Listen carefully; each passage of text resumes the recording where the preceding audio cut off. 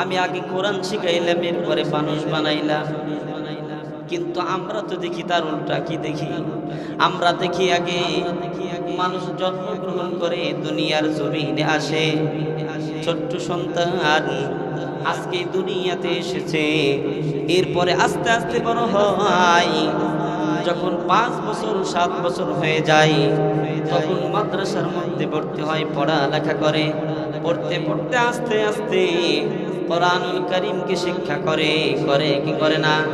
আমরা তো আমাদের নজরে দেখি আগে মানুষ জন্মগ্রহণ করে, আগে মানুষ হয়, এরপরে কোরআন শিক্ষা করে।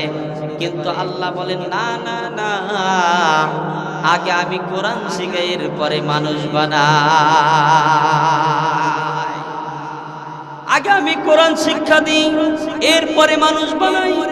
এই কথার অর্থ কি রে মুসলমান ইমানদার গোলাম? এই কথার অর্থ হলো আল্লাহর দরবারে সাধারণ মানুষের কোনো দাম নাই। কি নাই? বংশগত মানুষের দাম নাই, জন্মগত মানুষের কোনো দাম নাই। আল্লাহর দরবারে একমাত্র কেবলমাত্র গুণগত মানুষের দাম। আল্লাহু আকবার বলেন, আরো জোরে বলেন না আল্লাহু আকবার। আল্লাহ পাক রব্বুল আলামিন যেই গুণ দিয়া মানুষকে দুনিয়াতে পাঠাইলেন, এই গুণটাই যদি তার মধ্যে না থাকে, সে জন্মগত মানুষ হইতে পারে, সে বংশগত মানুষ হইতে পারে, সে কোনোদিন গুণগত মানুষ হইতে পারে না। আর গুণগত মানুষ না হওয়ার কারণে তার স্থান হলো জাহান্নাম। নাউজুবিল্লাহ।